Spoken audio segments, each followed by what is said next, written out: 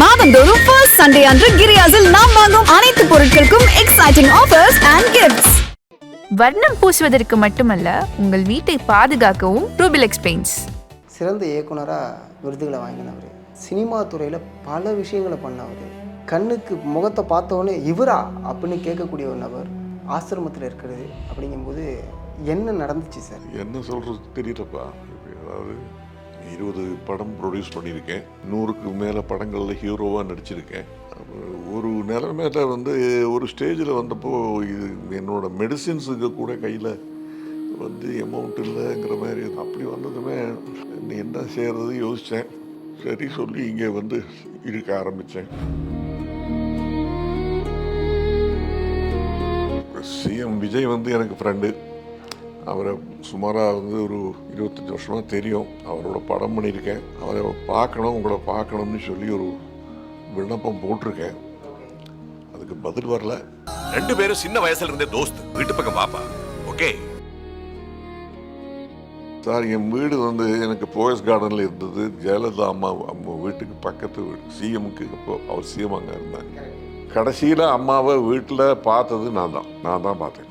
அப்போலோவுக்கு போனவங்க திரும்பி வரல.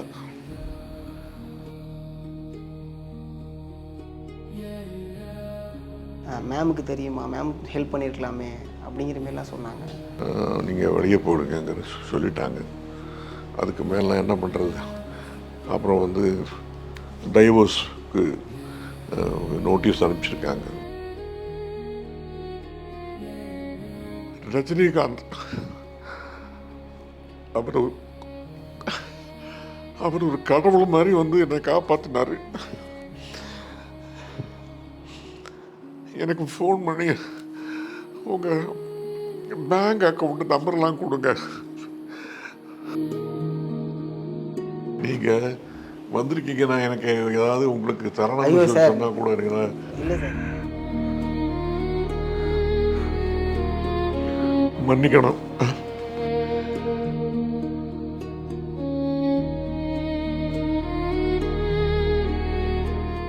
மருத்துவம் முதல் பொறியியல் வரை உங்கள் கனவுகளுக்கு சரியான முகவரி Indira group of educational institutions. Call 9841385858. Trend talks நேயர்களுக்கு வணக்கம். நான் சதீஷ். இன்றைக்கி நம்மளோட நேர்காணலில் யார் இருக்கா அப்படின்னா தயாரிப்பாளர், நடிகர் மற்றும் இயக்குனர் மோகன் சர்மா சார் தான் இருக்காங்க. வணக்கம் சார். வணக்கம். வணக்கம். நான் உங்களை வந்து இதுக்கு முன்னாடி எங்கே சந்தித்தேன் அப்படின்னா கீழ்ப்பாக்கில் இருக்கக்கூடிய இல்லத்தில் சந்தித்தேன். அந்த அப்பார்ட்மெண்ட்டில் உங்களை சந்தித்தது எனக்கு அதுக்கப்புறம் என்னோட ரிலேஷனா இல்லை, அந்த இல்லத்தில் நான் உங்களை சந்தித்தேன்.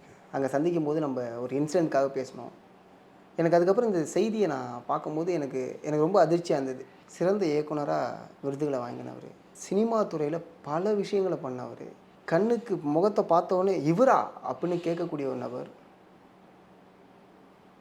ஆசிரமத்தில் இருக்கிறது. அப்படிங்கும்போது என்ன நடந்துச்சு சார்? ஆக்சுவலாக எதனால் என்ன சொல்கிறது தெரியலப்பா. இப்படி அதாவது சினிமா துறைன்னு சொல்கிறத விட சினிமா குடும்பம், அந்த குடும்பத்தில் இருக்கிற ஒரு மனிதன். 20 படம் ப்ரொடியூஸ் பண்ணியிருக்கேன், 100க்கு மேலே படங்களில் ஹீரோவாக நடிச்சிருக்கேன். ஒரு 50 படம் மெயின் ரோல்ஸில் கேரக்டர் ரோல்ஸ் எல்லாம் பண்ணியிருக்கேன். எல்லா லாங்குவேஜ்லையுமே பண்ணியிருக்கேன். தென்னிந்தியாவில் இருக்கிற 4 மொழிகள்லேயும் படம் ப்ரொடியூஸ் பண்ணின முதல் தயாரிப்பாளர் நான் தான். ஆமாம். ஃபிலிம் சவுத் இந்தியன் ஃபிலிம் சேம்பருக்கு தலைவனாக இருந்திருக்கேன். சிகாகோ நகரத்தில் அமெரிக்காவில் இந்தியாவோட ரெப்ரசன்டேட்டிவாக போய் 1000 பேருக்கு முன்னாடி ரோட்டரியோட ஃப்யூச்சரை பற்றி, ரோட்டரி எப்படி இயங்க வேண்டும், ரோட்டரியோட எப்படி இருக்க வேண்டும், எப்படிப்பட்ட மெம்பர்ஸ் அதில் இருக்க வேண்டும் என்பதை பற்றி 1 மணி நேரம் பேசியிருக்கேன். இதெல்லாம் வந்து என்னோடய பேக்ரவுண்டு, அதுக்காக சொல்ல வந்தேன். இல்லை, கண்டிப்பாக. ஆனால் கடைசியில் எனக்கு சில என்னோட இந்த காலில் ஒரு மேஜர் ஆப்ரேஷன் தேவைப்பட்டது. அந்த காலில் இது வந்து அக்கிலிஸ் ஹீல்பாங்க.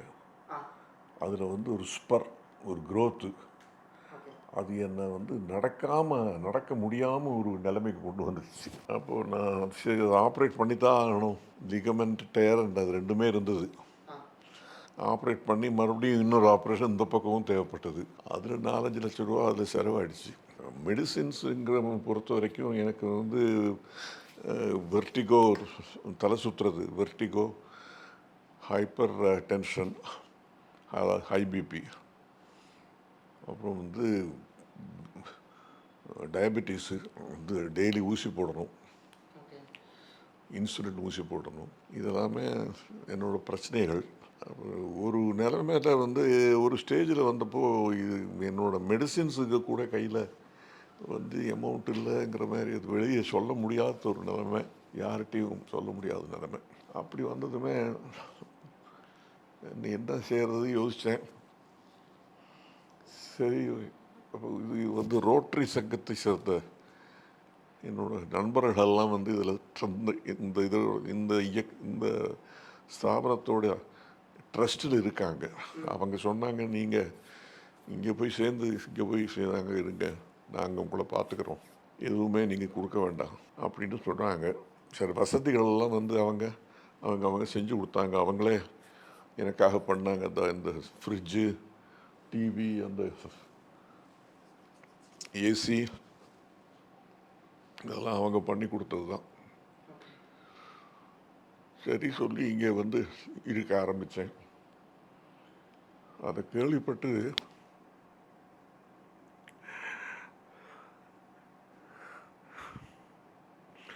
மன்னிக்கணும், ரஜினிகாந்த் அவர் ஒரு கடவுள் மாதிரி வந்து என்னை காப்பாற்றினார். எனக்கு ஃபோன் பண்ணி உங்கள் பேங்க் அக்கௌண்ட் நம்பர்லாம் கொடுங்க அப்படின்னு சொல்லி எனக்கு ஒரு 1 லட்சம் ரூபா 1 லேக் அனுப்பிச்சி வச்சார். அதுதான் என்னை காப்பாற்றிட்டு, உண்மையிலேயே என்னோட தன்மானத்தை காப்பாற்றிட்டு. டிகிரிட்டி பாங்களே, அவருக்கு நான் ரொம்ப கடன்பட்டிருக்கேன். அவர் வந்து உலகத்துக்கெல்லாம் வந்து சூப்பர் ஸ்டார். என்னை பொறுத்த வரைக்கும் அந்த ஆண்டவனாக பார்த்து என்னை காப்பாற்றுறதுக்காக உலகத்துக்கு அனுப்பிச்சு வச்ச ஒரு அவதாரமாக நான் அவரை பார்க்குறேன். அதனால் அவருக்கு 1000 கோடி வணக்கங்கள். அவரும் அவரோட குடும்பத்தாரும் பல வருடங்கள்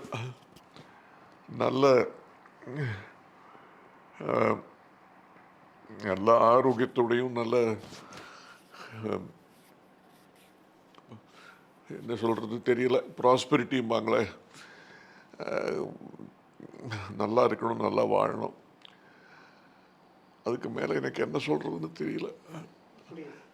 அவர் தான் என் தன்மானத்தை காப்பாற்றினார். அதுக்கு நான் ரொம்ப கடன்பட்டிருக்கேன் அவருக்கு. பெரிய மனுஷன், சொல்லாமல் இருக்க முடியல. கண்டிப்பாக சார், கண்டிப்பாக. அது இல்லாமல்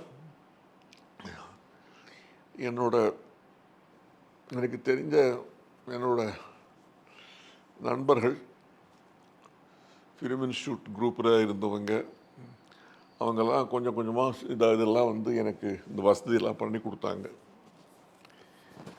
அதனால் இங்கே இருக்கேன். எனக்கு அதுக்கு மேலே என்ன சொல்கிறது தெரியலப்பா. ஏன்னா இப்போ நீங்கள் ஃபிலிம் சேம்பரில் தலைவராக இருக்கும் பொழுது ப்ரொடியூசருக்காக நிறைய விஷயங்கள் நீங்கள் பண்ணியிருக்கீங்க. இங்கே இருக்கக்கூடிய ப்ரொடியூசர்ஸ் எல்லாருக்காகவும் ஒரு ஊதியத்தொகை, அதாவது விளிம்பு நிலையில் இருக்கக்கூடிய ப்ரொடியூசர்ஸ்க்கு ஒரு ஊதியத்தொகை தரணும் அப்படிங்கிறத நீங்கள் தான் ஆரம்பித்து வச்சிங்க. ஊதியத்தொகைன்னு இல்லை, அதாவது ப்ரொடியூசர் வந்து இறந்தால் அவங்க குடும்பத்துக்கு வந்து கொடுக்கணும், 5 லட்ச ரூபா கொடுக்கணும்னு இருந்தது. நான் சொன்னேன், இதோட தலைவன் ப்ரொடியூசர் இல்லை, அதாவது அந்த சங்கத்தோட தலைவர் இறந்ததுக்கப்புறம் குடும்பத்துக்கு கொடுக்கணும்னு இருந்தது. அதை நீங்கள் அதை மாற்றுங்க. தலைவர் இறந்ததுக்கப்புறம் வந்து அந்த தொகை வந்து நீங்கள் வந்து குடும்பத்துக்கு கொடுத்தா அதனால் யார் அதில் வந்து பயனடைய போகிறாங்க? தலைவராக இருந்த ஒருத்தர் வந்து ஒரு நிலைமை மோசமாக இருக்குது, அவரால் ஒன்றுக்கும் அவருக்கு வேறு வழி இல்லாமல் திண்டாடுறாருன்னா அவருக்கு உயிரோடு இருக்கும்போது நீங்கள் செய்கிறது தான் அவருக்கு உண்மையிலேயே வந்து ஏதாவது ஹெல்ப்பாக இருக்கும். 5 லட்ச ரூபா அது. இந்த நான் அங்கே சேம்பரில் இருக்கும்போதே வந்து ஒருத்தருக்கு கொடுத்தோம். அந்த மாதிரி பாலச்சந்திரன் டி.கே. பாலச்சந்திரன் கேரளாவை சேர்ந்தவர். அவர் வந்து இங்கே பிரசிடெண்ட்டாக இருந்தவர். அவர் திடீர்னு அவருக்கு உடம்பு சுகமில்லாமல் போவேன், நான் தான் போய் திருவனந்தபுரத்தில் போய் அவருக்கு கொடுத்தேன். நீங்கள் அந்த மாதிரி செய்யுங்க, உயிரோடு இருக்கிறது தான் தேவை. அது அவருக்கு என்னை பார்த்தபோது அவர் நான் என்ன வந்து நீங்கள் யார் அப்படின்னு கேட்குறாரு. அந்தளவு கைட்டு பயப்படுத்தவருக்கு மருந்து, அதாவது அல்சீமர்ஸ்பாங்களே, டிமென்ஷியா, அந்த மாதிரி வந்துருச்சு. நான் சொன்னேன், அந்த மாதிரி உயிரோடு இருக்கிறது நீங்கள் செய்கிறது தான் உதவியாக இருக்கும். அது என்ன, அது நோ பாயிண்ட் இன் கிவிங் அப்படின்னு நான் சொன்னேன். அது என்னவோ இது வரைக்கும் அவங்களும் ஏற்றுக்கல. ஏன்னா இப்போ நீங்களும் தொடர்பு கொண்டீங்கல்ல இந்த சமயத்தில் உங்களுடைய உதவிக்காகவும் நீங்கள் கேட்டுருந்தீங்கல்ல. இந்த சமயத்தில் போய் நான் அவங்களுக்கு போய் உதவிக்கு எனக்கு பண்ணுங்கிறத நான் கேட்கல. பட் அவங்க செய்யணும். அவங்க நான் இப்போ கேட்காமலேயே செய்யணும். நான் கண்டிப்பாக சார். அதாவது நான் சேம்பரில் பிரசிடெண்ட்டாக இருக்கும்போது பல விஷயங்கள் நடந்திருக்கு. அது விஷயங்கள்லாம் சொல்லப்போனால் அங்கே அந்த டைமில் வந்து சேம்பரில் பிரசிடெண்ட்டாக இருக்கும்போது நீங்கள் கேட்டதுனால சொல்கிறேன், அங்கே வாடகை கொடுத்துக்கிட்டு டெனன்ஸு 8 பேர் இருந்தாங்க. 7 பேரை நான் வந்து காலி பண்ண ஒருத்தராக பேசி வெக்கேட் பண்ண வச்சேன். 75 வருஷமாக யாருமே செய்யாத ஒரு விஷயத்தை நீங்கள் செஞ்சுருக்கீங்க அப்படின்னு ஏவிஎம் சரவணன் சார் வந்து என்னோட ரூமில் வந்து, இது யாரும் செய்யாத ஒரு பெரிய அதிசயமாக இருக்குது, அது நீங்கள் எப்படி செஞ்சீங்க எனக்கு புரியலை, உங்களால் இன்னும் நீங்கள் 1 வருஷம் நீடிக்கணும் சேம்பர் பிரசிடெண்ட்டாக, அது நீடிக்க முடியாது இதுதான் சொன்னார். அதுபோல் டிவிஎஸ் ராஜு அவங்க வந்து சொன்னாங்க, அவர் சொன்ன வார்த்தை வந்து அமேசிங், நம்பவே முடியலையே, நீங்கள் நம்ப முடியாத ஒரு விஷயம் இல்லை பண்ணியிருக்கீங்க, என்னால் நம்பவே முடியலை, அன்பிலீவபிள். நிச்சயமாக இது ஒரு பெரிய அச்சீவ்மெண்ட், நமக்கு இனிமேல் பில்டிங் ஆரம்பிச்சிடலாம். நான் இருக்கும்போது தான் சுப்பராவ்னு ஒருத்தர், அதாவது அன்னைக்கு இருந்த ஆர்கிடெக்ட்ஸில் பெஸ்ட் ஆர்கிடெக்ட் கூப்பிட்டு ஃபுல்லாக ப்ளூ பிரிண்ட் ஃபுல்லாக போட்டு 7.5 கோடி ரூபாய்க்கு ஹோல் பில்டிங் நம்ம பண்ணலாம் அப்படின்னு போட்டு அந்த 7.5 கோடியும் நம்ம செலவு பண்ண வேண்டாம், ஒரு ஃப்ளோர் வந்து யூகோ பேங்க் எடுத்துக்கிறாங்க அப்படின்னு சொல்லி அவங்கள்ட்டையும் பேசி, அவங்க ஒரு ஃப்ளோர் வந்து அவங்க எடுத்துக்கிறாங்க, அவங்களே அந்த 7.5 கோடி ரூபா கொடுத்துடுவாங்க, ஃபைனான்ஸ் பண்ணிடுவாங்க அப்படின்னு எல்லாம் நிச்சயம் பண்ணினோம். ஆனால் என்ன பண்ணுறது, அது நான் போனதுக்கப்புறம் அது அங்கே பிரசிடெண்ட்டாக வந்தவங்க எல்லாம் அது மேலிடத்துலேருந்து உத்தரவு, மேலிடங்கிறது வந்து ராம்நாராயணன், அவர் கொஞ்சம் ஸ்ட்ராங் ஆகிட்டார் அப்போது பார்ட்டியில். அவர் வந்து இப்படி பண்ணணும் அப்படி பண்ணணும்னு அதை இன்டர்ஃபியர் பண்ண ஆரம்பித்தார். அதோடு அது போயிடுச்சு. அந்த மேலிடம் வந்து அங்கே வந்து பண்ணி கடைசியில் வந்து பல வருடங்களுக்கு அப்புறம் 15-18 கோடி ரூபாய்க்கு பில்டிங்கு எப்படியோ கட்டியிருக்காங்க. எதுக்கு நான் சொல்ல வந்தேன், இதெல்லாம் தான். அதுபோல் இன்னொரு விஷயம், தாதா சாஹேப் பால்கே அவார்டு 27 பேருக்கு கொடுத்துருந்தாங்க நான் பிரசிடெண்ட்டாக இருக்கும் வரைக்கும். அதில் 3 பேரை தவிர, ஒருத்தர் வந்து பங்காளிலிருந்து, வேறு 2 பேர் வந்து சவுத்துலேருந்து, எல்வி பிரசாதும் நாகரெட்டியும், அதுவும் அவங்க ஹிந்தி படங்கள் தயாரித்ததுனால அவங்க கொடுத்தாங்க. மற்றதெல்லாமே பாம்பேக்காரங்க தான். அங்கே அந்த ஒரு கமிட்டியில் அவர் இருந்தவங்க முன்னாடி வாங்கினவங்க தான் இருக்கணும் கமிட்டியில் அப்படின்னு இருந்தது. ரவிசங்கர் பிரசாத்ங்கிறவர் தான் அப்போது ஐஎன்பி மினிஸ்டராக இருந்தார் வாஜ்பாய் கவர்மெண்ட்டில். நான் அவரை பல தடவை பார்த்து, சார் இது அநியாயம், இந்தியாவில் இருக்கிற நீங்கள் வந்து ஃபிலிம் இண்டஸ்ட்ரியை பார்த்தீங்கன்னா 75% தமிழ், தென்னாடு தான், தமிழ், தெலுங்கு, கன்னடம், மலையாளம், இந்த 4 லாங்குவேஜ் தான். Number of cinema houses, number of people employed, collections எல்லாம் நீங்கள் பார்த்தீங்கன்னா இந்த 4 லாங்குவேஜ் தான். நீங்கள் வந்து இதோட மெத்தடாலஜியை மாற்றணும். மெத்தடாலஜினா அந்த கமிட்டியில் வந்து இதுக்கு முன்னாடி அவார்டு வாங்கினவங்க தான் அந்த கமிட்டியில் இருக்கணும்னு இருந்தது. நீங்கள் அதை மாற்றணும் sir, you should include eminent people also அப்படின்னு அவருக்கு சொல்லி, அவர் அதுபடி அதை மாற்றி அதுக்கப்புறம் பல பேருக்கு சவுத்துலேருந்து கிடைச்சிது. கே. பாலச்சந்தர், ராமாநாயுடு, அடூர் கோபாலகிருஷ்ணன் அங்கிருந்து, கன்னடத்திலிருந்து இவரோட ஒரு கேமராமேன் பிரகாஷ் நினைக்கிற அவர் பேர். அந்த மாதிரி பல பேருக்கு வந்து நான் ரொம்ப ஃபைட் பண்ணேன். நீங்கள் முதல்ல இந்த அவார்டு கொடுக்க வேண்டியது கே பானுமதி அம்மாவுக்கு. 1938 அந்த அம்மா வந்து, அதுவும் ஒரு லேடி, என்னெல்லாம் சாதிச்சாங்க பாருங்க. ஒரு நடிகை, playback singer, producer, director, studio owner, Bharani studio, அவ்வளவும் செஞ்ச ஒரு லேடிக்கு நீங்கள் அவங்களுக்கு முதல்ல கொடுக்கணும். அதெல்லாம் நம்ம சொல்கிறதோட சரி, யாரும் அந்த மாதிரி செய்கிறதுக்கு ரெடி இல்லை. அதெல்லாம் எனக்கு கொஞ்சம் வருத்தம் உண்டு. அது நடக்கலைங்கிறதெல்லாம் எனக்கு வருத்தம் உண்டு. அதுக்குள்ளே அந்த அம்மாவும் போயிட்டாங்க. இவ்வளவுதான் செஞ்சாலும் சரி, சேம்பரை பொறுத்த வரைக்கும் நானாக போய் கேட்டுட்டு இருக்க வேண்டாம், அவங்களா செஞ்ச. அதுதான் சார் இங்கே எல்லாரோட கேள்வியுமாவே இருந்துச்சு. என்ன எல்லாரோட கேள்வியுமா இப்போ என்ன தெரியுமா சார் இருக்குது? இவ்வளோ உச்சத்தில் இருக்கிறவர், இத்தனை படங்கள் பண்ணவர், ப்ரொடியூஸ் பண்ணவர், இவருக்கு ஏன் உதவி செய்ய இங்கே யாரும் முன் வரலை? துணை நடிகர்கள் இவங்க ஏன் முன் வரல? ஐயா, நீங்கள் யாருன்னு சொல்லாதீங்க. ரஜினிகாந்த் வரலீங்களா? தாராளமாக, நான் அதை மாற்றுக்கருத்தை. அவர் நான் சொன்னேனே, அவர் கடவுள் மாதிரிங்க. அதாவது அவர் வந்து இது கேள்விப்பட்டு மோகனவங்க பேங்க் அக்கௌண்ட்டெல்லாம் எனக்கு அனுப்புங்க அப்படின்னு சொல்லி பேங்க் அக்கௌண்ட் அனுப்பு, மறுநாளே 1 லட்சம் ரூபா அதில் போட்டாருங்க. என்னோட தன்மானத்தை காப்பாற்றினவர் ரஜினிகாந்த். அந்த எக்ஸாம்பிளை மற்றவங்க ஃபாலோ பண்ணலாம். நான் வந்து ஒன்றும் இது சொல்லலை. பட் என்ன சொல்ல வரேன், யாருமே வரலைங்கிறது இல்லை. அந்த மாதிரி ஒரு பெரிய மனுஷன் வந்தார் ரஜினிகாந்த். தெரியாதவங்க உலகத்தில் யார் இருக்காங்க? அதனால் என்னை பொறுத்த வரைக்கும் அவர் ஒரு சூப்பர் ஹியூமன். அவர் வந்தது பெரிய விஷயம். ஏன்னா உடனே தெரிஞ்ச உடனே இவ்வளோ பெரிய ஒரு விஷயம் பண்ணியிருக்காரு அப்படிங்கிறது, அந்த சமயத்துக்கு 1 ரூபாயோ 100 ரூபாயோ அந்த சமயத்துக்கு தேவையான தொகையை தருதுங்கிறது அதுதானே சார் நல்ல உள்ளம். இல்லை, கேட்டார் அவ்வளோதான். அக்கௌண்ட் நம்பர் கூட அனுப்புங்கன்னாரு. மறுநாள் காலைல பார்க்குறேன் அவர்கிட்ட 1 லட்சம் ரூபா அப்படியே அக்கௌண்ட்டில் போட்டிருக்காரு. நான் அழுதுட்டேன். இது இல்லையா மனுஷன்னா இவர் தானே மனுஷன். சார், இப்போ உங்களுக்கு உதவி அப்படிங்கிறது என்னென்ன விஷயங்களுக்கு சார் உதவியாக தேவைப்படுது? ஏன்னா நான் இதை ஏன் கேட்குறேன், நான் அதாவது மெடிசின்ஸுக்கே எனக்கு ஆகுது சார். 35,000 ரூபா ஆகுது மந்த்லி மாதத்துக்கு மெடிசின்ஸுக்கே ஆகுது. ஏன்னா நான் வந்து எனக்கு வெர்டிகோ, டயபெட்டிஸு, டெய்லி இன்சுலின் போடணும், இந்த ப்ராப்ளங்கள்லாம் இருக்குது. அதுக்கு நான் வந்து அதுக்கே ஆகுது. புரியுது. மந்த்லி 35,000 வந்து உங்களுக்கு அதுலேயே ஆகுது. கரெக்ட். ஆனால் அதுதான் மெயின் செலவு. மற்றதெல்லாம் வந்து ஃபுட்டு கிட்டெல்லாம் எல்லாம் வாங்கிடலாம் அவங்க தான். மற்றது என்னோட விஷயங்கள் இருக்குது பாருங்கள். வாஷுக்கு கொடுக்கறது, துணிகள் வாஷ் பண்ணி வைக்கிறது, அதெல்லாம் இருக்குது. அந்த மாதிரி செலவுகள்லாம் தான் மற்றதெல்லாம். சார், எனக்கு அதான் இன்னொரு கேள்விகளும் கேட்டாங்க. சினிமாவில் இருக்கும்போது நிறைய படங்கள் பண்ணியிருந்தாங்க. ஸோ அப்போ சொத்துக்கள்லாம் இருந்திருக்கும், அதெல்லாம். சார், என் வீடு வந்து எனக்கு போயஸ் கார்டனில் இருந்தது. ஜெயலலிதா அம்மா வீட்டுக்கு பக்கத்து வீடு. சிஎம்முக்கு அப்போ அவர் சிஎம் அங்கே இருந்தாங்க. பக்கத்து வீடாக தான் இருந்துச்சு. அவங்க சொல்லித்தான் நான் அந்த வீடையே வாங்கினேன். ஒரு நாள் ஏவிஎம் ஸ்டுடியோவில் வந்து எனக்கு ஒர்க்கு இருக்கும்போது அந்த அம்மா அவங்க வந்து ஏதோ தெலுங்கு படத்துக்காக அங்கே இருந்தாங்க. அங்கே வெளியே உட்காந்து ஏதோ படிச்சுட்டு இருந்தாங்க.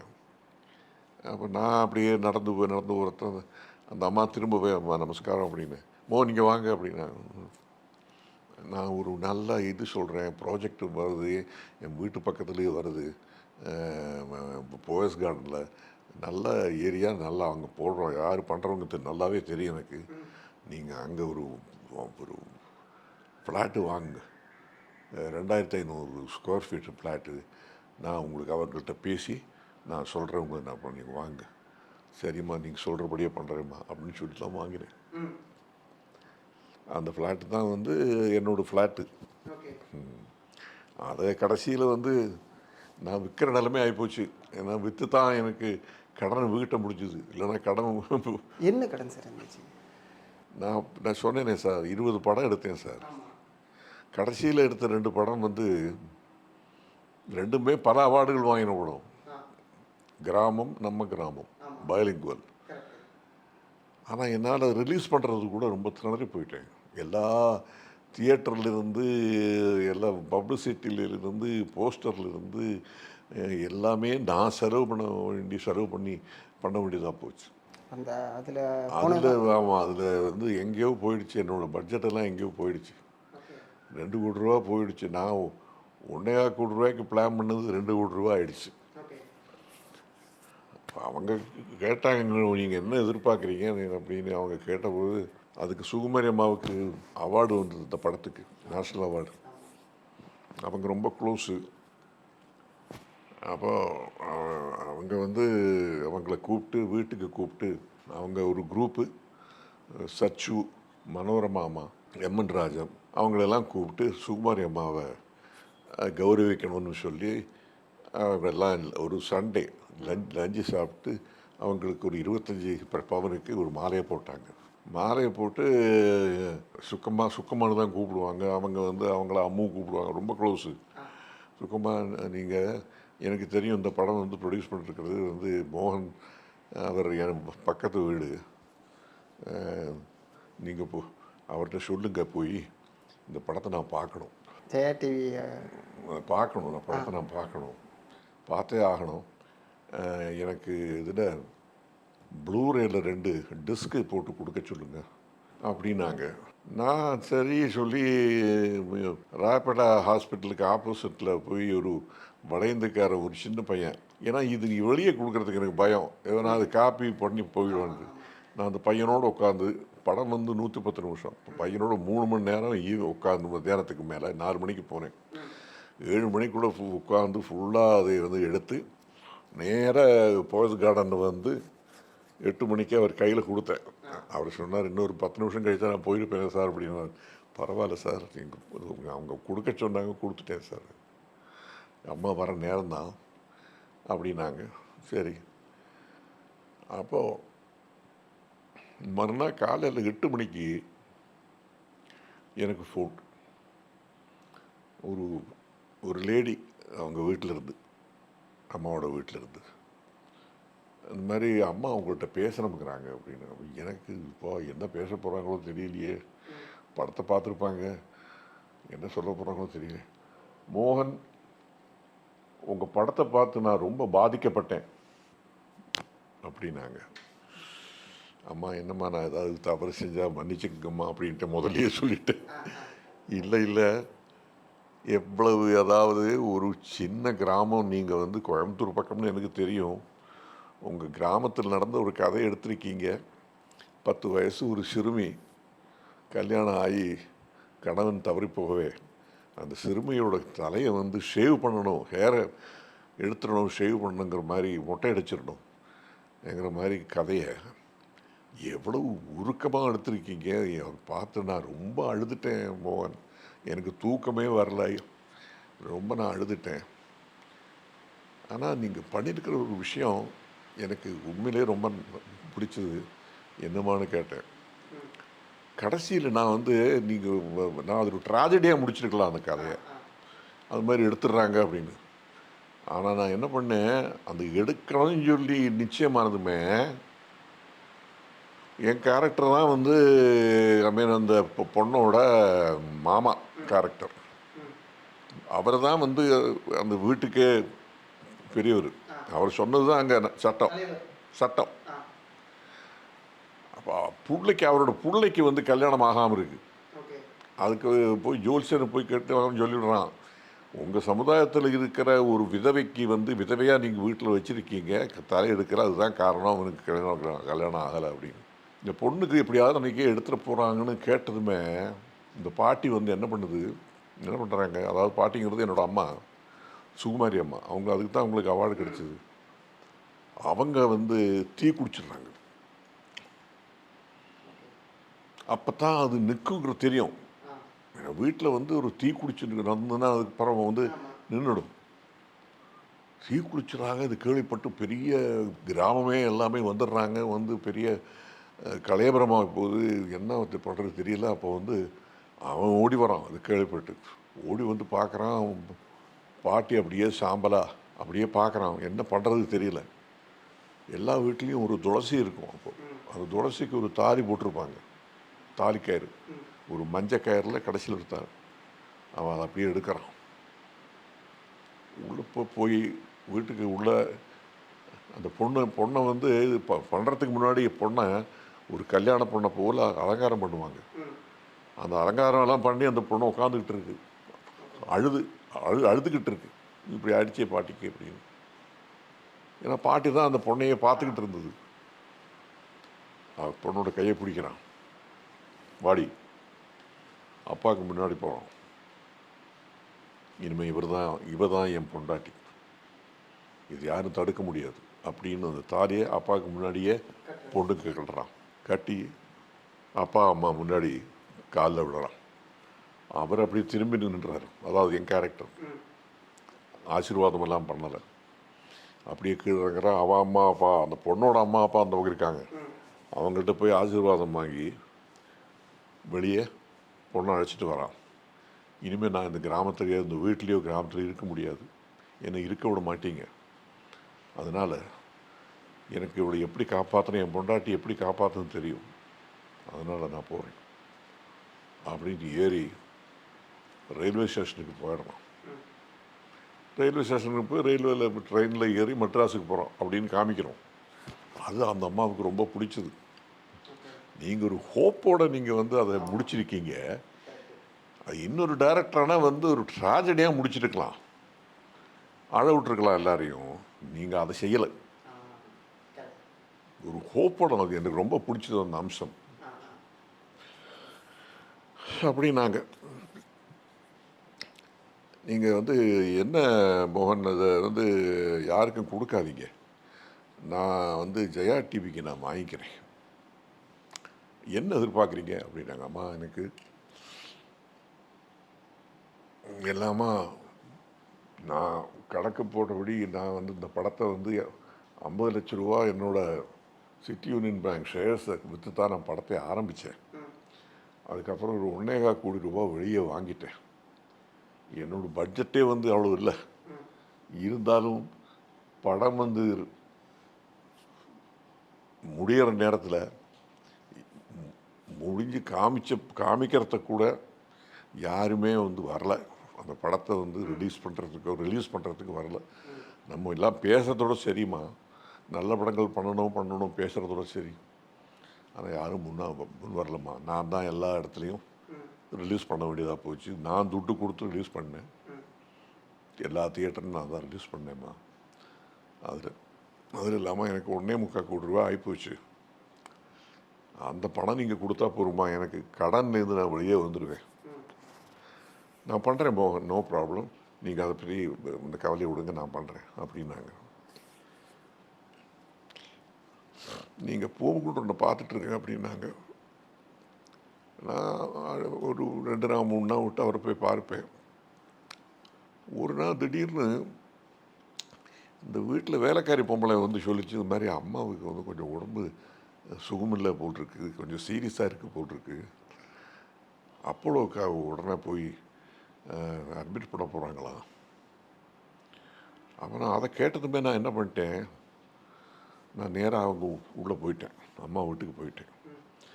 அந்த அம்மாவோட அசிஸ்டண்ட்டு சொல்லிட்டு, அம்மா எனக்கு ஒரே நிமிஷம் அவங்க பார்க்கணும் அப்படின்னு சொல்லி நேராக போய், அம்மா வணக்கம்மா, என்ன மோகன், ஏன் இவ்வளோ பரபரப்போடு ஏன் வந்தீங்க? இல்லைம்மா நான் மாதிரி கேள்விப்பட்டேன் உங்களுக்கு ஏதோ சீரியஸாக யாரும் சொன்னாங்க? ஒன்றும் இல்லைம்மா, அப்போது அப்படியே அப்போளவு இதை போகிறேன், 2 நாளில் உடம்புலாம் எல்லாம் சரியானதுக்கப்புறம் திரும்பி வீட்டுக்கு வந்துடுவேன், அவ்வளோதான். சும்மா எல்லாம் சும்மா தேவையில்லாமல் இங்கே காப்ரா பண்ணுறாங்க அப்படின்னு எல்லாரையும் போட்டு வெஞ்சாங்க. கடைசியில் அம்மாவை வீட்டில் பார்த்தது நான் தான், வேறு யாரும் பார்க்கல, நான் தான் பார்த்தேன். அதாவது சினிமா இண்டஸ்ட்ரியிலேருந்து சொல்கிறேன். ஆனால் அப்போலோவுக்கு போனவங்க திரும்பி வரல.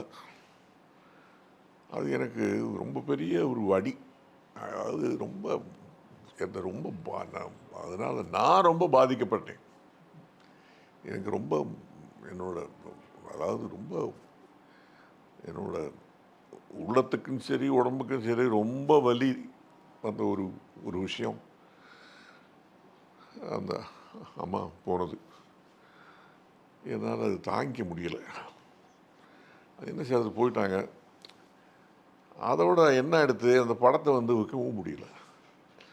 அதாவது அவங்க வந்து ஜெயா டிவியில் வந்து ஒப்பந்தம் பண்ணிட்டாங்க அப்படின்னு வரவே யாரும் அந்த படத்தை வாங்கிறதுக்கு ரெடியாக இல்லை. பெஸ்ட்டு ஃபிலிம் அவார்டெல்லாம் வந்தது. ஆனால் படத்தை வந்து சேட்டலைட் ரைட்ஸுக்கு வாங்கினா தானே ஏதாவது வரும். யாரும் வாங்கிறதுக்கு ரெடி இல்லை. அதனால வீட்டை விற்கிற நிலைமை வந்துச்சு. அதனால் வீட்டை விற்று கடனையெல்லாம் அடைச்சேன். கடனெல்லாம் அடைச்சி அந்த நேரத்தில் அதாவது சம்டைம்ஸ் ஒன்றுக்கு ஒன்று வந்து அதுக்குள்ளே இந்த சொன்னேனே இந்த சர்ஜரி தேவைப்பட்டது காலில், அது ஒரு 4-5 லட்ச ரூபா கையில் பணம். அதாவது என்னோட இதுக்கு கூட மெடிசின்ஸு கூட கையில் பணம் இல்லைங்கிற ஒரு நிலைமை வந்துருச்சு.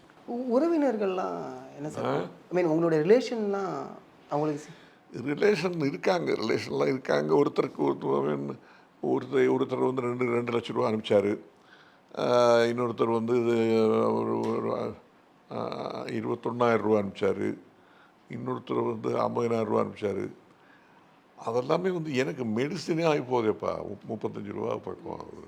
ஏன்னா இல்லை, ஏன்னா யாருமே இல்லாத மாதிரி இங்கே வந்து இருக்கிற ஒரு, அதனால தான் என்னோட ரோட்டரியில் நான் பிரசிடெண்ட்டாக இருந்ததுனால அவங்க சொல்ல ஆரம்பித்தாங்க, நீங்கள் இந்த மாதிரி உங்கள் கையில் செலவுக்கு கூட பணம் இல்லைங்கிற நிலைமை இருக்கும்போது நீங்கள் இந்த மாதிரி இடத்துல வந்து இருக்கிறது பெட்டர். இங்கே வந்து ட்ரஸ்ட்டில் ரோட்டரி மெம்பர்ஸ்லாம் இருக்கிறதுனால உங்களுக்கு எல்லா வசதியும் செஞ்சு தரோம்னு சொல்லி வேறு வழியே இல்லாமல் இங்கே வந்திருக்கீங்க. வந்துட்டேன். அதனால் இங்கே வந்துட்டேன். ஏன்னா இன்னும் ஒரு சில பேருக்கு மேபி தெரியாமல் கூட இருந்திருக்கலாம். ஏன்னா எங்களுக்கே ரொம்ப அதிர்ச்சியாக தான் இருந்துச்சு, அந்த ஆர்டிக்கலை படிக்கும்போது எங்களுக்கே ரொம்ப அதிர்ச்சியாக தான் இருந்துச்சு. ஸோ அதனால தான் தெரியாதவங்களுக்கு தெரியட்டும், அவங்களால முடிஞ்ச சில விஷயங்களை உங்களுக்கு உதவியாக இருக்கட்டும் அப்படிங்கிற ஒரு விஷயம். 100 படம் ஹீரோவாக பண்ணியிருக்கேன், 50 படம் வந்து கேரக்டர் ரோல் பண்ணியிருக்கேன், எல்லா லாங்குவேஜ்லேயும் பண்ணியிருக்கேன், சேம்பரில் பிரசிடெண்ட்டாக இருந்திருக்கேன் சொன்ன மாதிரி. இதெல்லாம் பண்ணினா கூட கடைசியில் நம்ம ஏதாவது இந்த மாதிரி செட்பேக் ஏதாவது நம்ம எதிர்பார்க்காம சில விஷயங்கள் நடந்து போச்சுன்னா லைஃப் இங்கே கொண்டு விட்டுரும். அது எல்லாருக்குமே ஒரு பாடம். 100 படம் பண்ண ஒரு கதாநாயகன், அது ஒன்றும் அது என்னத்தை பண்ணுறது, அது நம்ம எல்லாம் நான் சொல்லிக்கலாம், நான் 100 படம் பண்ணுறேன்னு சொல்லிக்கலாமே ஒழிய அது ஒன்றும். இங்கே வந்து பார்க்குறாங்களா சார், உறவினர்கள்லாம் வந்து பார்க்குறாங்களா சார்? யாருங்க? உங்களோட ரிலேஷன்லாம் வந்து பார்க்குறாங்களா சார் இங்கே? ரிலேஷனா? இங்கே வந்து பார்க்குறாங்களா? இங்கே யாரும் இல்லையே. எனக்கு ரிலேஷனுங்கிறதுக்கு ஒரே புள்ள தான், அவன் ஜெர்மனியில் இருக்கான். என்னோடய ஒய்ஃபு டைவோர்ஸ் ஆகிட்டாங்க. அதனால் அவன் என்கிட்ட கேட்டான், அப்பா நான் உன்னை இங்கேருந்து பார்த்துக்குவான்னு தான் கேட்டான். அப்போ நான் சொன்னேன், இல்லைடா நீ இங்கே இருந்தால் 1 லட்ச ரூபா, அங்கே இருந்தால் 10 லட்ச ரூபா சம்பாதிக்கிற, உன் ஒய்ஃபும் சம்பாதிக்கிறா, 2 பேரும் 10 லட்ச ரூபா சம்பாதிக்கிறீங்க, 2 பேருக்கும் காரு கொடுத்துருக்காங்க, 2 பேருக்கும் தனித்தனியாக எல்லா மெடிக்கல் ஃபெசிலிட்டிஸும் கொடுத்துருக்காங்க. இவ்வளவு வசதி இருக்கும்போது நீ ஏன்டா இங்கே இருக்கணும், நீ அங்கே போயிரு, நீ உன் லைஃப்பை பார்த்துக்கோ, நான் செய்ய வேண்டிய கடமை உனக்கு செஞ்சாச்சு, உன்னை படிக்க வச்சாச்சு, அதனால் நீ என்னை பற்றி கவலைப்படாத, நான் அதை பற்றி வருத்தப்படலை. ஆனால் அவங்க மந்த்லி பைசா அனுப்புகிறாங்களா சார்? யார்? உங்கள் சன். நான் அதை அவன் வந்து ஒரு வீடு வாங்கியிருக்காங்க, அந்த வீட்டுக்கு வந்து அப்படின்னு மந்த்லி கொடுக்க வேண்டியிருக்கு, இஎம்ஐ. அதனால் கொஞ்சம் பொறுத்துக்கோப்பா, எனக்கு முடியலை, இம்மிடியட்டாக பண்ண முடியாது அப்படின்னு சொல்லவே, அதுக்கப்புறம் நான் ப்ரெஸ் பண்ணலை, சரி நான் பார்த்துக்குறேன் அப்படின்னு வந்துட்டேன். எல்லா இடத்துலையும் மறைமுகமான ஒரு பதில் வந்திருக்குல்ல, வேறு என்ன பண்ணுறது. என்ன, அதாவது நம்ம கடமைன்னு வந்துட்டால் கடமை செஞ்சிடணும், அதுக்கப்புறம் என்ன எதிர்பார்ப்பு இருக்கக்கூடாது. எதிர்பார்ப்பு ஏதாவது எதிர்பார்த்து நான் ஒன்றும் பண்ணலை, எதிர்பார்ப்பு இருக்கக்கூடாது. நம்ம அது எங்கள் அம்மா சொல்லுவாங்க, வலது கை செய்கிறது இடது கைக்கு தெரியக்கூடாதுடா அப்படிம்பாங்க. வலது கை என்ன செய்யுதோ அது இடது கைக்கு தெரியக்கூடாதுடா அப்படிம்பாங்க எங்கள் அம்மா. அது மாதிரி யாருக்கும் தெரியாமல் பண்ணிடணும், அது பாட்டுக்கு போயிட்டே இருக்கும். நம்மளுடைய கடமையை நம்ம செஞ்சுருவோம் அப்படிங்கிற ஒரு இதுதான். இங்கே வேறு யாராவது ஃப்ரெண்ட்ஸ் வந்து பார்த்தாங்களா சார்? ஐ மீன் இண்டஸ்ட்ரியில் உள்ள ஃப்ரெண்ட்ஸ் யாராவது வந்து பார்த்தாங்களா சார்? ஃபோன் பண்ணுவாங்க, ஃபோன் பண்ணுறாங்க, ஃபோன் பண்ணி விசாரிக்கிறாங்க. அனுதாபங்கள் மட்டுமே வருதா? அனுதாபங்கள் இருந்தாலே போருமே. இப்போ சந்தானம் ஃபோன் பண்ணார், நான் வந்து சந்திக்காத ஒரு மனுஷன், அவருக்கு எதுவும் மனசு இலகித்தானே ஃபோன் பண்ணார். சார் உங்களுக்கு என்ன ஆச்சு சார்னு கேட்டார். நான் இந்த மாதிரி இருக்கேன்ப்பா அப்படின்னு. அப்படியா சார், உங்கள் இது கொடுங்க சார், நான் வந்து பார்க்குறேன்னாரு. இந்த இடத்துல அட்ரஸு கொடுக்க சொன்னார், கொடுத்துருக்கேன். வருவார்னு நினைக்கிறேன். அந்த மாதிரி யாராவது கேட்குறவங்களுக்கு வேறு யாராவது கால் பண்ணாங்களா? இப்போ சந்தானம் சார் சொன்னீங்க, ரஜினி சார் ஆல்ரெடி உங்களுக்கு ஹெல்ப் பண்ணியிருக்காங்க. வேறு யாராவது கால் பண்ணாங்களா சார்? கால் பண்ணி பேசுகிற மாதிரி வேறு யாரும் இல்லை. இருந்தாலும் வந்து நடிகர் சங்கத்திலேருந்து கால் பண்ணாங்க. உங்களுக்கு இது மாதிரி தலைவரும் கார்த்தி சாரும் போட்டு உங்களுக்கு ஃபோன் போட்டு விசாரிக்க சொன்னாங்க. அதுக்கு தான் கூப்பிட்றேன்னு சொல்லி நடிகர் சங்கத்திலேருந்து ஒருத்தர் கூப்பிட்டாரு. அவர் பேர் ராஜேந்திரன் நினைக்கிறேன். அங்கே இருக்கிற ஒருத்தர். அதுக்கு மேலே வந்து அவர் ஒன்றும் நானும் எதிர்பார்க்கல. அதுக்கு மேலே அவங்க என்ன செய்ய முடியும், எப்படி சொல்கிறது தெரியல தம்பி. இல்லை, எனக்கு தாராளமாக புரியுது சார். நான் மறுபடியும் சொல்கிறேன், எனக்கு ரொம்ப தாராளமாக புரியுது. ஏன்னா இவ்வளோ விஷயங்கள் நீங்கள் பண்ணியிருக்கீங்க. எங்களுடைய முதல் எல்லாருக்குமே ஷாக்காக இருந்த ஒரே ஒரு விஷயம், ஃபஸ்ட்டு ஷாக்காக இருந்தது என்னென்னா, மோகன் சர்மா சார் முதியோர் இல்லத்தில் இருக்காங்க. இது முதல் ஷாக். அடுத்து மோகன் சர்மா சார் மருத்துவ உதவிக்காக இருக்காங்க. அங்கே மருத்துவ உதவிக்காக பணம் இல்லாமல் இருக்காங்க அப்படிங்கிறது எங்களுக்கெல்லாம் லிட்டராக ஷாக்கு. ஏன் ஷாக்குனா, நான் உங்களை அந்த அப்பார்ட்மெண்ட்டில் பார்த்துருக்கேன், உங்கள் கூட நான் உரையாடி இருக்கேன் அந்த இடத்துல இருக்கும்போது. இல்லை, இவர் அங்கே தானே இருந்தார், எப்படி நடந்துச்சு அப்படிங்கிற கேள்விகள்லாம் எங்களுக்குள்ளே நிறைய யோசிக்க தோணுச்சு. அதனால தான் உங்களை சந்திக்கணும், என்ன நடந்துச்சு அப்படிங்கிறத தெரிஞ்சுக்கணுன்னு இங்கே வந்தோம் நாங்கள். இல்லை, இதுதான் நான் சொன்னது தான் நடந்தது. எனக்கு வந்து அது சில விஷயங்கள் வந்து வெளியே சொல்கிற மாதிரி இல்லை. அதனால் சொல்லவும் விரும்பலை. பர்சனல் லைஃப்பை பொறுத்தவரையில் சில சர்க்கம்ஸ்டன்சஸ் அப்படி ஆகிப்போச்சு. அந்த வீட்டில் நான் இருக்க முடியல. அந்த வீட்டில் அவங்க வந்து அவங்களோட ஒரு பிரதர் இருக்கான். அவன் வந்து எப்படியாவது அந்த வீட்டிலேருந்து என்ன வெளியே போக சொல்லணும். ஏன்னா அவன் வந்து அவளோட ப்ராப்பர்ட்டி, அது ஒய்ஃபோட ப்ராப்பர்ட்டி. அதனால் அதை எப்படியாவது என்ன வெளியே கொண்டு வந்துடணுங்கிறதுக்கு அவன் முயற்சி பண்ணி அவளை வந்து சொல்லி அவளும் அவனுமா நீங்கள் வெளியே போடுங்கிற சொல்லிட்டாங்க. அதுக்கு மேலாம் என்ன பண்ணுறது. அப்புறம் வந்து டைவோர்ஸ்க்கு நோட்டீஸ் அனுப்பிச்சிருக்காங்க. அதுக்கு தான் 3ஆம் தேதி லாயரை போய் பார்க்குறேன்னு இருக்கேன். அதுக்கு பதில் அனுப்பணும். இதெல்லாம் இருக்குது. இவ்வளோ விஷயங்களை மனசுக்குள்ளே வச்சுருக்கீங்களே சார். இவ்வளோ விஷயங்களை மனசுக்குள்ளே வச்சுருக்கீங்களே சார். என்ன பண்ணுறது தம்பி, life is a many chequered thing அப்படிம்பாங்க. அதாவது லைஃப்பில் வந்து அப்ஸ் வரும், டவுன்ஸ் வரும். அதெல்லாம் வரது தான். வந்ததுன்னா அதெல்லாம் அனுபவிச்சே தீரணும். நம்ம ஒன்றும் வந்து இப்படி இருக்கணும் அப்படி இருக்கணும்னு நம்ம நிச்சயம் பண்ண முடியாது.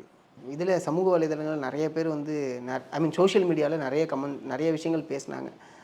மேமுக்கு தெரியுமா, மேம் ஹெல்ப் பண்ணியிருக்கலாமே அப்படிங்கிற மாதிரிலாம் சொன்னாங்க. தெரியல.